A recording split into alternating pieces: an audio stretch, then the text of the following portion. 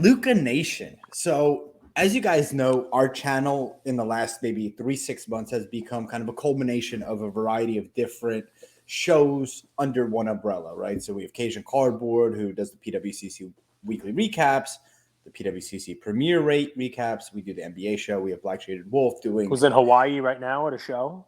Can't wait to get a recap on that. Yeah, hard work. As hard as it is to work in Hawaii, yeah. But yeah, it seems glamorous. Might as well go, right? So we got the Dealer Show, which is kind of, she's getting a pulse on. She'll probably have, a lot of insights coming back from Hawaii and Dallas that, she'll share with the Cage on the Black Shaded Wolf on Cage show. We've brought back what is easily the most popular show, the weekly Coffee with Cage. You get your questions answered, and we do 3 questions every week. So I have 3 great questions from you guys that will feature on the show. But before I do, Cage, any thoughts? It's funny, as we do this show on a daily basis, you never know what's going to stimulate conversation, what matters to the hobby at the right time, right? It's not just topics, it's timing. And what is an interesting topic of conversation is fringe collecting, fringe investing.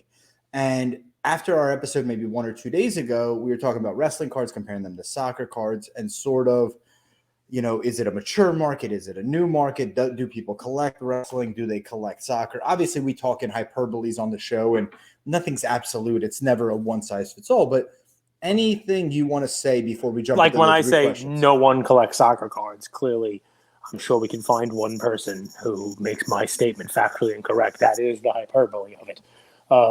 But no, I mean, what I will say is this, and if you're listening to this, you get a thank you from me. Because there is a huge difference, and we've talked about this so many times. We talk about it when we say PSA 8s are not all alike, PSA 9s are not all alike.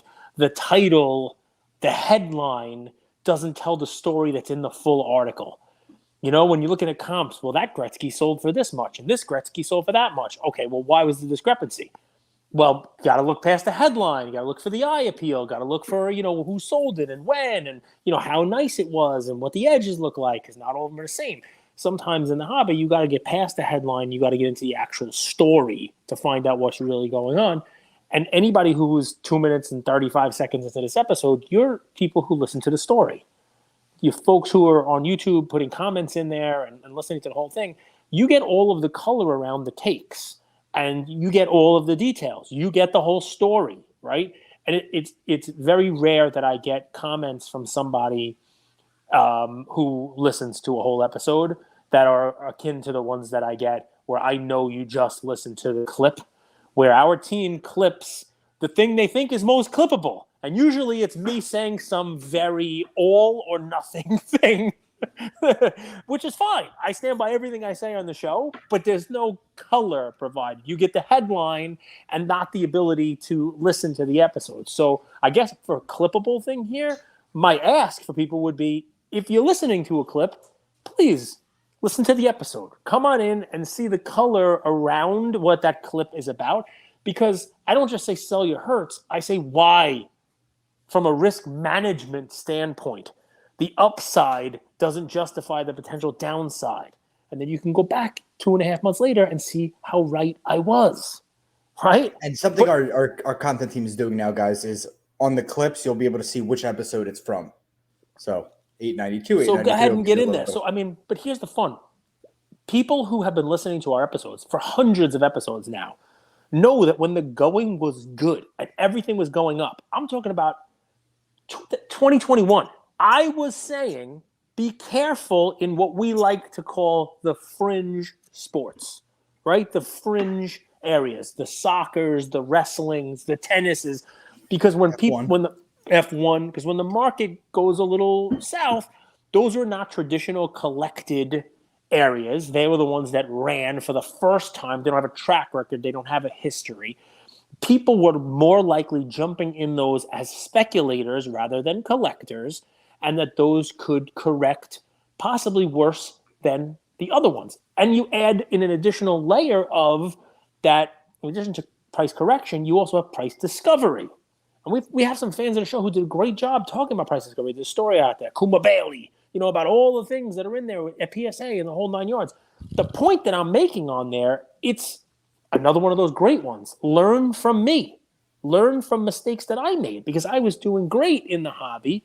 I sold my Pele. I regretted it. I didn't want to jump back in and buy the same Pele for double the price that I sold it for like a fool. So I saw another one. I'm like, wow, this one's really cool. And I'm buying this even less than the one that I sold. It's also 1958. It's a great example. I love this card. It's really cool looking. And I can buy it for $10,000 instead of 25 for the other one. They're both 58. This one's even rarer. And guess what? The $10,000 that I'm spending, it's the highest grade. There are none higher. Boom. How many of these could come out of the woodwork? It's a 65-year-old card. Come on now, let's go. That's mine. Buy it. Boom. The very next month, same auction house has one that's a grade higher. And there have been several subsequent sales with all higher grades. You now own one a grade higher than what I paid, and you paid half of what I paid for mine. So I know that there's a loss there for me when I sell it. Well, it's a great buy. But what Cage is saying with his metaphors, his grandiose New York Staten Island style is when these markets, Marvel is a good one for me. Marvel's another great one. What happens is when people realize that you can profit significantly off X card, and it's not a card that's been through a lot of cycles, supply hits the market. A lot more supply hits the market, and that has an anchor effect on price. It's pretty simple from just an economic. It might be a short-term anchor. Oh, yeah. It could turn around. Who knows how many there are? There's a difference between 1990 Marvel cards and the production of those and the 1958 random Aqua albums and Gazeta pages and Quigol's and Alifa Balogés and all these things that are out there that who the heck knows how many of them are going to be there. But, Marvel's a great example. Do you remember when Marvel started hitting, everyone was talking about it? Do you remember that a Black Panther PSA 10 sold for $2,700 on eBay? It's got to be 1/10 of that now. It's got to be down 90% from that because they just continue to show up. The price discovery comes as the population continues to hit. And it's just, my preaching is a preaching of caution on that.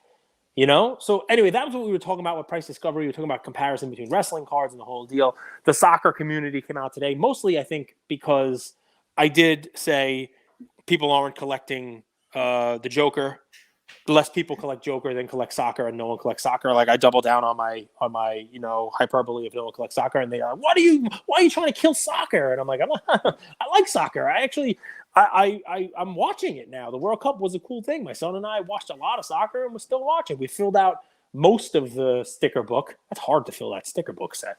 Book boxes. And guys, keep in mind, and I said this. We posted a clip. I didn't love the clip because it wasn't the kind of a fully thought out statement. That's the clip. Opinions aren't what moves markets. At the end of the day, money moves markets. So, like two guys, one in a Tiger hat, one in a Bleaker Trading hat, giving opinions aren't going to crush soccer. It just isn't. Well, so where I'm coming from is not trying to crush anything. It's just I've seen developing markets. I've seen the hobby. I know I've been at shows in 5 different decades now. Am I right? Yeah. 5 different decades of card shows. And it wasn't until the 5th decade that I ever heard anybody ask for a soccer card. So we'll start with our first question. If you guys want your question answered next week, just drop it in the comments. I'll feature it. So question from one of our audience members. And are card shows today designed more for collectors or flippers? And I believe that they're asking specifically of the card shows that have kind of popped up in the last year or so. Right. Well, we'll leave Chantilly and Philly aside because we've talked about those are collector shows.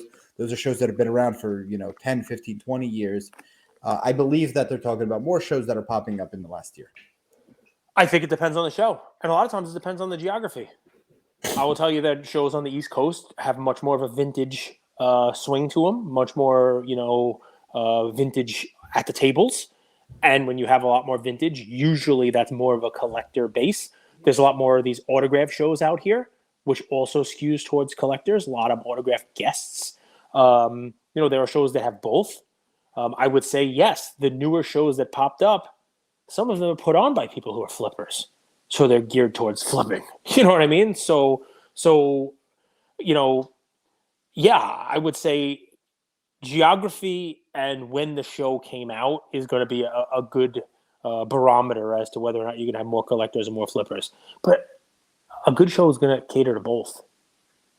You know what I mean? A good show is going to cater to both because dealers, they want to sell to collectors because the collector is going to pay probably top dollar because they're not looking to, buy it at 80% comps to sell it at 90 or buy it at 75% comps. And so dealers want those collectors.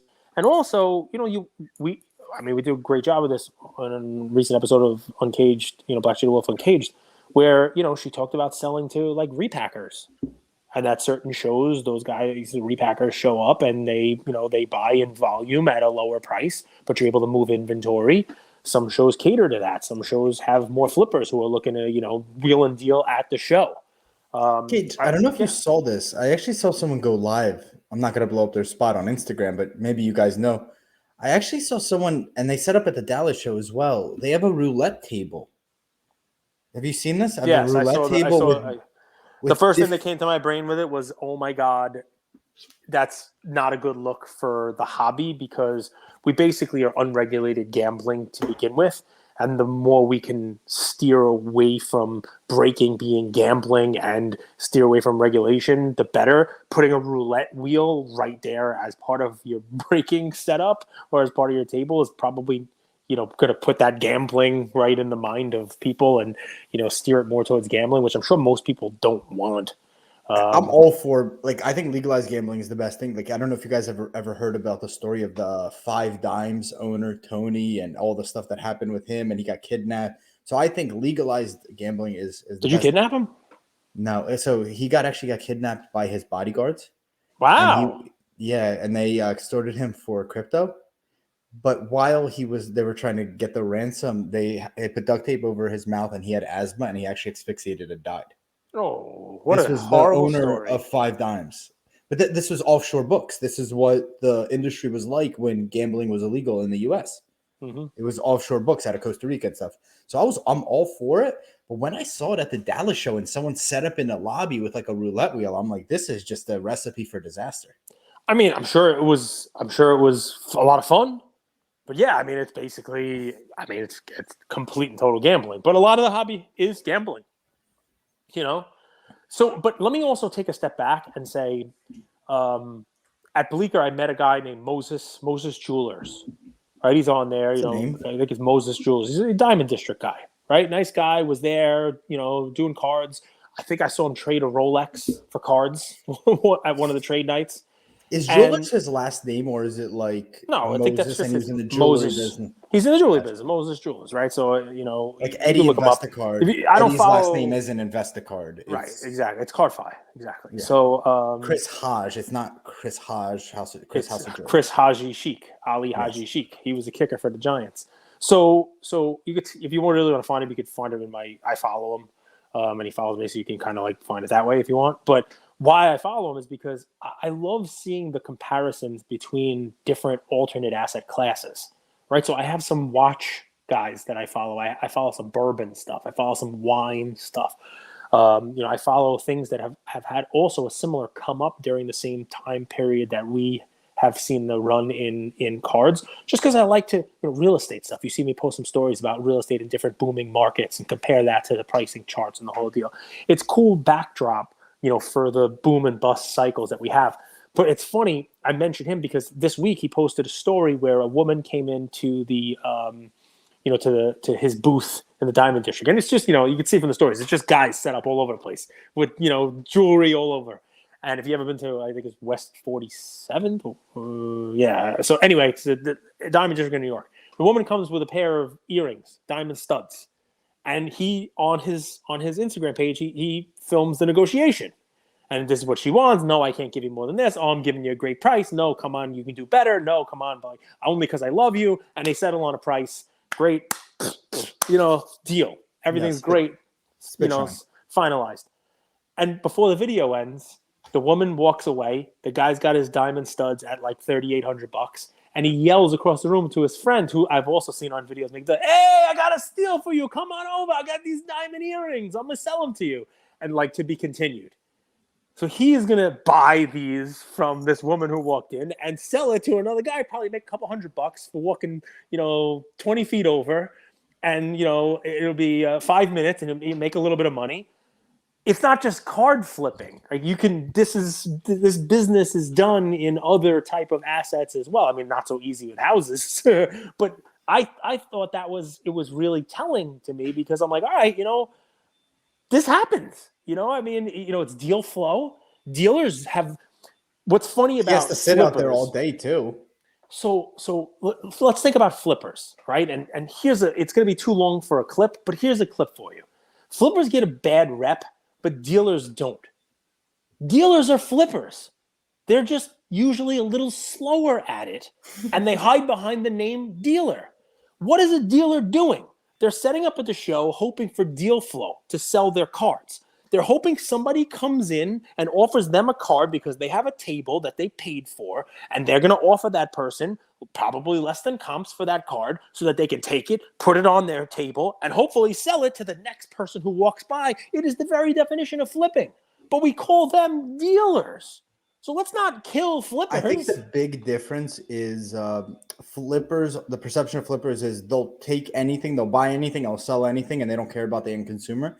Whereas dealers try to take in the cards and they know their clientele and they try to find a forever home with maybe the card. Maybe that's a perception. I'm not saying that's do you the think that every dealer who sets up at a table Hardly. is curating a collection for their, there are ones that do it 100%. I mean, I talked to Black Jada Wolf about this on our show. Like certain shows, she has people come and fly out and meet her at the show, and she brings specific items because they know who they collect.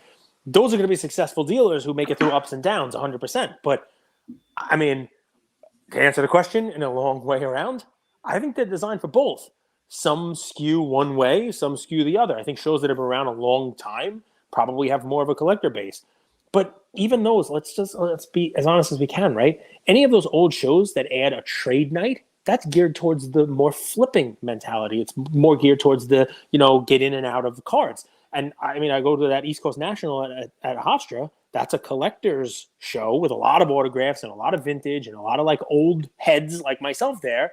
But when they did a trade night, guess what? They brought in a lot of younger kids to it who stayed around for the trade night, and they were moving cards and making trades and making deals. So, I mean, if you're a card show, you really got to make sure you focus on both. If you could make a time capsule for the 2022 hobby, what memories and products do you put into the time capsule? Wow. So I'm putting the SGC 9.5 mantle in the 2022 hobby capsule. It's going to cost me a lot of money to get it in there. Maybe I'll just take a picture of it and put it in, but because I don't really have that kind of money. But if I could, I'd put it in there. You didn't give me any parameters around what I was able to do and how much I was able to spend on this. But that was one hobby story for the year. Memory. So that's I guess a product or whatever it is. Aaron Judge's chase for the home run record, and then the subsequent sale of the ball would have to go in there from a hobby perspective. What would be more valuable? Would it be the ticket signed by Aaron Judge or the ball? The ball. But a ticket signed by Aaron Judge is pretty awesome. That's pretty sweet. So I'd love to buy one of those. That would be pretty cool. Of the 60-second home run, not just like a random ticket. Going to that stadium, signed by him. It'd be cool if you had like a way of showing when he signed it. Like imagine you got to sign that game or that week or like, that would be pretty cool also. It just adds to the level of like, you can go out buy a ticket now and get him to sign it 5 years later. Right. But if you had it signed like, contemporaneous, that'd be pretty cool also. Contemporaneous. It means at the same time, contemporaneous with, right? So you learned a word, man. Congratulations. We do lots of this value added, not anus. Contemporaneous. I would have a video of Ken Golden and Drake opening up a 1986 Fleer box and searching for the triple logo man, and then the backyard guys pulling it and then driving away in their Lamborghini. Like that would be like a capsule. I can make that video in 2 seconds. That's a video clip. Gotcha. I can make that video. I thought Ken Golden, Drake, and the backyard guys are in the time capsule. No, that'd be a weird time capsule. Plus, I don't want to lose Drake. Drake's a talent, man. That's Champagne Poppy. He's gonna save the whole hobby, right? So he met up with Miss Croatia, that chick that was at the World Cup. Who cares? Stupid. I didn't know that, but Twitter, now I do. Twitter. I add significant value like words, like contemporaneous, and you have who Drake is meeting up with at the World Cup. All valuable. I mean, all valuable from different social strata. So from a hobby perspective, I think that will be my answer. Products. I can't think of a product that was 2022 specific that I was like, wow, we got to chase that. I guess Flawless for 2022 basketball with the triple logo man that they came out with was probably a winning product for the year and for the hobby because it just generated so much of a chase. I'm pretty sure it was a 2021 product that came out in 2022, so that's kind of cheating. I don't think 2022 Flawless is even out yet for the 2022 class, the Cade Cunningham class. I don't think that might come out in 2025. That's going to be some memories. I probably put some redemptions in there that aren't fulfilled. Just so that so no one can ever get them? Mine there. Yeah, like unfulfilled. But no one's ever going to get them anyway, and that's kind of the memory. Cigar night's not going to make your memory? We had a great time at cigar. I'd put a cigar in for memory, but it's a hobby, right? The 2022 hobby, yes. I think the National was an amazing time. I think it was a great National, and our cigar night was the event of it. I mean, if I'm allowed. Walking around with Lefko, that was and hilarious. The meme wearing a Probstein shirt. Yeah. And then taking a picture of it with Probstein, which was fantastic. The National, man, lots of fun. I mean, even though it was in Atlantic City, and that was pretty shitty. VIP parking by Andrew, near your parking permit. I would put the one you didn't have. Your invisible parking permit. I would put that in there also. What is it? I don't want to say it wrong. It's Collector's House. It's like HAUS. You can look it up for me. I want to give him a shout out. Maybe I'll put it in a story. My pickup of the year. My favorite pickup of 2022 is my Goonies auto, my Chunk auto that I picked up at Mint. I saw them post Mint Collective that they're going to be at it again, and I just picked up another card from them. They messaged me and said, "Hey, I don't know if you remember us, but you bought the Goonies auto off of us." And I'm like, "What else you got?" And they just sold me another Goonies auto, so I'll post that. Is that your top three? I mean, it was a kid in the '80s. It was like Stranger Things before Stranger Things. It was like the coming of age. It was that and maybe Stand By Me for non-baseball movies. It's a movie. It is a song. Stand By Me. Yes, Benny King. So this is a good one for you. How do Beanie Babies compare to collecting cardboard and NFTs? Any similarities? Yes, very much so. I'm going to take a sip of soda and I want you to flex your best muscle, not the one you're thinking of right now, the one that's in your brain. Because sometimes people, I know it's Coffee with a Cage. Tell people about tulips for a second. Okay? Just a 30-second kind of like preview of tulips. The tulip craze? I haven't read up on the tulip craze in years. Give them a 30-second high level. This way our folks can understand it. Because you taught me about it. The tulip craze? Mm-hmm. Tulip mania. You love this. I do. It just shows human nature. It was the tulip mania. What was interesting about it? It was sort of like the first kind of pump and dump, but it was the first pump and dump that actually had impact on like how the Dutch government actually had to step in and save it. It was the first pump and dump. It's that simple, and it just shows human nature and how much FOMO and chasing and the fear of missing out is inherent to human beings. I would say that's the summary. So Beanie Babies are a great microcosm that I should use more often because people get mad at me when you use Top Shot. But Beanie Babies are another good example of something that became collectible almost out of nowhere with no track record and went through a very fast cycle. And what you can learn about NFTs from Beanie Babies and cardboard from Beanie Babies is there was a time when these things were not collected. Okay? So let's go back to pre-war or vintage cards, post-war. Let's go back to the 52 top set.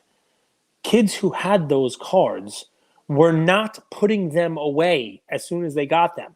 They were not in penny sleeves. They were not hermetically sealed. They were not being collected for their future value. Sure, people made sets of things, but not because they were hoping to pass them on for generational wealth one day. Most were not making sets. Most were flipping them to collect for their own, oh, I like that guy. Oh, we'll flip it. People were putting them in the spokes of their bicycles. They were not they were holding them in rubber bands. You know what I mean? They weren't being collected for a value down the road. All right? Same thing can be said for some NFTs maybe. Beanie Babies, same thing. So Beanie Babies, before the Beanie Baby craze, they were around for years, different generations of them with different tags, different labels. They had first, second, third generation, all kinds of stuff. I can probably name a handful of the first 13 Beanie Babies that were out there, like Humphrey the Camel and Peanut the Elephant. Man, my brain is fired. Jeopardy better call me one day, right? But so there were these initial beanies that people bought. They were available, $5. Oh, they're cute. They're little stuffed animals. They purchased them. They gained a little popularity in the second and third series of these things. And people started buying them. And a craze started on these things. But like everything else, what first wound up happening was there was a chase for the modern stuff. And demand for these items outgrew the supply. All right? More demand than supply. So what happens then? The existing supply goes up in price because there's not enough supply made yet. So the older ones started selling for more. Stores started marking up the ones that they had. So Inky the octopus, which was a fourth generation octopus, all of a sudden, instead of buying it for $6 or $6.99 at the Hallmark store or Noodle Cadoodle, it was marked up at that store for $20. Sort of like blasters. Sort of like you couldn't get the retail products anymore. And people would then go back and look for the ones that were rare. And all of a sudden, a Humphrey the Camel and a Peanut the Elephant were thousands of dollars because they just didn't make them in high, in a huge demand. And people were throwing them out. They were not being bought for collectability. They were, hey, give it to your girlfriend or boyfriend. A kid I went to college with had a Seymour the Seal that his girlfriend gave him. Took the tag off of it. The tags had like little quotes on it too, right? Like something you like wish. So it had the name, it had a birth date, it had a generation. And I'm telling you why the cards are pretty crazy. I don't want to get too much into beanies. I've already gone too far. I still have some. So I have some in my basement still. They made protectors for the tag, like a top loader, that you clipped it in and the tag went in and you held this way. The tag was in mint condition and you didn't have a tag. And then they had cases for the Beanie Baby. I would sell slab mags in a case with a protective sliding piece for the tag to make sure the tag. Some of the tags were off centered or off cut. They didn't sell for as much. It was pretty crazy what happened. But like everything else, my dad sneezed. Pravda. So he knows I'm telling the truth. So if PSA was around, they would have probably been grading these. I'm surprised no one has started grading them, right? Because people threw them out after they became valuable. Then all of a sudden it got to a fever pitch. And I'm going to tell you something. The biggest card show that I used to go to as a kid was in Parsippany, New Jersey on Tuesday nights. I used to drive out there with my father, and it used to be a huge show, right? Huge show. And I'm telling you, listen, there are people who have been in this hobby for a long time. They'll know this show, okay? I'm sure Joe Drelich knows that show. I'm sure any of the Northeast guys know that show.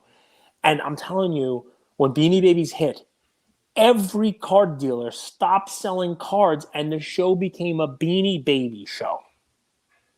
Everyone was going to it was like shows got to in 2020 where every table was blasters because everybody had a hookup and a connection at the Target and the Walmart, and they were buying them from people and calling them ahead of time, and then they were selling them for $70 for a blaster at the show. Same thing, but it was dozen bags of Beanie Babies sealed. How many you want? Oh, you want a platypus? I got a dozen here. This is how much this. All of a sudden,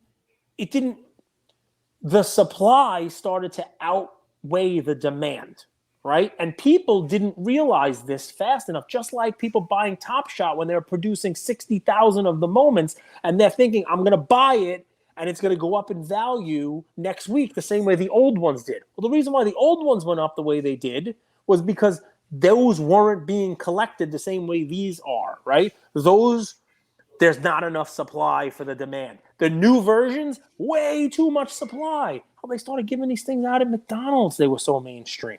So what you saw was this cycle where there was this product that there was a small amount of supply, humongous amount of demand comes in, more demand than can more demand than the supply could ever satisfy, which causes a huge price increase for the existing supply. Then you get a twofold thing that happens, right? You get people who are coming in just to speculate, just like it happened with Top Shot, just like it happened with ultra modern cards, just like any vintage tool, just like it happened with cards, just like it happened with watches, just like it happened with the real estate market. Because people saw a constant increase. You could go in and out and flip in the whole deal. And no matter what you buy, go back to when we were doing Top Shot, man. Every day you opened up your Top Shot, value of your account was up 20%, 20%, 30%. And you're like, whoa. So everybody buying in, look at the value. At some point, the supply hits, and somebody can no longer sell it for more the next day. And then there's just an exodus. And all of a sudden, it's an unwinding, right? It's an unwinding of pricing. It's an unwinding of this. And what you have, the biggest lesson that you can learn from Beanie Babies is that the underlying asset was not something that anybody ever really wanted. And that's a problem. It's a stuffed animal, which is great if it's $5 and you're giving it to somebody, and here you go, oh, you were a Princess Di fan, here's Princess Di. It's $5, $6, not $300. So all of a sudden, like the tulips, like some NFTs, once it has finished winding up, the wind down is a very interesting cycle to watch as Two questions. Yeah, shoot, please. So did this go hand in hand with the 1999 tech bubble? So there's a lot of money and speculation in general in the system. And so I was in law school in 1998 and 1999, and before going to class in the morning, I would wake up and stand outside of toy stores and wait online for their delivery, depending upon what store, what day the delivery was. And they would get in 10 per store, 20 per store. And if you were online early enough, you could get Quackers the duck and buy it for $10 and sell it for $200 that day while you were in class. And wait for the money order to come in. The big man is home. And I'll wrap with this. Luca Nation, if you want your question answered, drop it in the comments of this episode. We'll feature 3 more for next week. By the way, stay tuned. Our Tiger NFT, there are 0, and I mean 0 listed for sale. Be on the lookout. There's going to be some announcements of a cigar night coming up for this year. Oh, yeah. Probably more than one. Another grading, wink, wink, nod, nod, and maybe something else. So we got lots of fun stuff coming down. Were there influencers with Beanie Babies? Were there people telling others, and where were they telling them which ones to buy? So that is one difference, right? I mean, I started on eBay in 1998. Oh, gee. You got a lot of eBay bucks, probably. 1998 on eBay. And the vast majority of what I did in 1998, 1999 was sell Beanie Babies. But the thing is, the internet was, dial up. There was no social sharing. I don't even think the word influencer existed. But you know what wound up happening towards the end? And this happened with cards before it. Don West, Home Shopping Network. Don West, rest in peace, right? He went from, I got 47 different factory sets. I got the 91 score set. I got to, look at this lot. 101 different Beanie Babies. You can't get this in the stores, folks. Look at what we got here. Pinchers. We got Snort the Bull. That's the fit. You know anyone in Chicago? It's a Red Bull. You gotta have this. Snort the Bull's worth like $1. So there was that as far as like quote unquote social selling, but it wasn't influencer driven. But it's a very funny and interesting point you make about the cycle of money, and with the .com money going up, sort of like crypto money going up this time around with NFTs and cards and more money in the ecosystem. And yeah, Beanie Babies sort of did crash when the .com bubble kind of burst also. So, it's interesting to layer that in. To me, I mean, I'm going to say it's 80%. It's money supply, right? Like the Fed could do 2 things. They could really do one thing. They could increase money or supply or decrease it. And I think when you raise interest rates, there's less money supply, so there's less speculation. So, you had a bonus question last time. You don't have a bonus question for me? I'm on a roll. I want your Ian's home. I want to give you time. He left. All right, you fine. know what I found? I found his Mario card. He was missing it for 2 days. I did laundry today, and I found it in the dryer. So it was in his pants pocket. I washed it, I dried it, and it's still working. Playboy magazine. No, the Mario card. For the Switch, the video. Oh, nice. And it still worked. Thoughts on the future of ultra modern cards. Okay. Thoughts on the future of ultra modern cards. Let's say 2017 and past is where I go ultra modern. I think anybody who wants to see kind of what ultra modern cards will do would be well served by looking at cards from the late 80s and into like the late 90s, right? And see which ones are collectible and which ones are not. Make a comparison between players from that generation, because we saw a similar sort of run up in ultra modern here in supply as we did then. And you'll notice, the rarer stuff for the best people, are the things that hold value. But I will say this, and I'm going to get hatred. You see my story?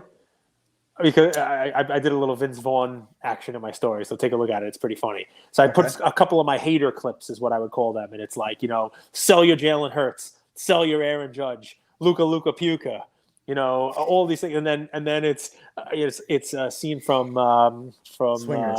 No, I think it's a Get Cool. It was like that Get Shorty. I think it was the second one of them, where Vince Vaughn's like, "Hey hater, stop hating, participate. Twinkle, twinkle, star. Twinkle, twinkle, you're a star." And that's my DMs. It's like, why are you hating? Why are you hating on Jalen Hurts? Why are you hating on Aaron Judge? Why are you hating? But none of those people are yelling at me anymore because it's always right. Ultra modern, it's funny because I don't want to be a hater and I don't want to sound like, oh my God, here comes the death knell. But what I would say the headline for ultra modern cards is you have to be aware of the fact that the vast majority of these cards are going to be worth less soon. And I'm talking about like NFT style, 99% of them will be worth less soon. Because a lot of what drives the value of these cards now is the difference between potential energy and kinetic energy. Ultra modern cards are the same thing as stocks that you're putting a forward PE like tech valuation on what the company might do, not what the company has done. It's the difference between Tesla 3 years ago and Ford. Ford made $8 billion, but there wasn't so much that Ford was going to be accomplishing going forward, so people knew what it was. It was vintage. But the Scotty Barnes RPA was that Tesla stock. It was that ultra modern where he's still playing, and you could take a gamble on the potential that he has there. But even if he meets a lot of the potential, I guess the last chapter of that ultra modern card for him or Evan Mobley or Josh Allen, I want to be like equal opportunity. I'm not even talking about soccer or wrestling here now, guys. But when their career ends, will their career be as good as Drew Brees' quarterback career? Will their career be as good as Dwayne Wade's career? Imagine what people would be paying for Dwayne Wade if his career was now. If it was 10 years later than what it is, people would be his prices would be 3, 4, 5 times more than what they actually are. And look at the career the man had, right? You couldn't really ask for more than what he did. But the difference between his cards and the current ultra modern cards are these people are still playing. And because they're still playing, there is an additional demand for their cards because people enjoy buying cards that they can watch their player play on television and say, look what I have. Luka dropped 60. I got that Luka card. It is now something I can flex. It is something I can put in my story. It's something I can post about and possibly something I can resell for profit to someone else who didn't buy Luka before he had that 60-point game. Can't do that with Dwayne Wade. Can't do that with people who aren't playing. Because of that increase in demand, because they're currently playing in the ultra-modern sense, there also is an increase in price because of that. But what I've learned in the last couple of years watching people retire, Drew Brees is a great example of it, right? And there are others, right? Peyton Manning is a good one, right? And, I mean, these are guys who are all-time greats. But Peyton Manning refractors that are even a color match, non-rookie, sell for like $100, $80 in a PSA 10. So think of what they'd sell for if Peyton Manning's career was 15 years later and he'd be playing now. Right now, Peyton Manning doesn't even $500 card. outsell Trevor Lawrence or Trey Lance or any of these It'd be guys. crazy. So the future of ultra modern cards is the vast majority of them are going to be worth less than they're worth now. And that's not saying that the guys you're investing in suck.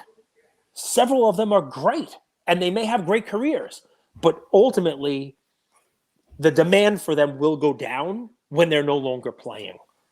Guys, and we'll wrap with this. Amazing. Thank you, guys. If you want to ask your question, ask in the comments. It could be about any topic you want. The world is yours. We do the show for you guys. We hope you appreciate it. There was a card. If you guys want to search on Card Ladder, search Luka Absolute Dash out of 10. And the thing with Ultra Modern is people, I think, intuitively understand what you just said, but they still want to have some stake in the game. Yep. Watch the players. So understand that. And if you search the card, Luka Absolute out of 10, it's kind of like the gold version they call 10th anniversary. That card sells once a year. That card just sold on PWCC. I got outbid on it for $2,000, which is basically the same price as a Prism Silver Luka. Just think through. Is that the Threads one? Is that the cool maroon one that you used to like? I'll pull it up. The Absolute Memorabilia one? The one. The Threads one. Oh, not the jersey I'm talking about. I'm talking about the one that you used to like. It came encased. Yeah. The Absolute one where it's we had the Devontae Grant. That one. Yeah, that's exactly I love this card. I think this is my favorite. I love this card. I think it's a beautiful card. Huge rookie stamp. If you look, this says the card ladder value is $5,000. Last sold price was $9,000. It just sold on PWCC Weekly for $2,000. But you see, this card sells once every year, maybe. So it's a card that, if you compare it to the silver, this is a card I think your money could be safer in because it's still a rookie. It's numbered. It checks all the boxes, but it's not one that comes out for auction all the time. So lumping Ultra Modern into one category, there are these outliers that don't come up very often that are rookie cards that check a lot of the boxes. I would go that route with it. Of course, here's the nuance. That takes a lot of research and watching the market before you dip your toe. And I believe a lot of people don't want to put in that time. There you go. I like it. I like the play.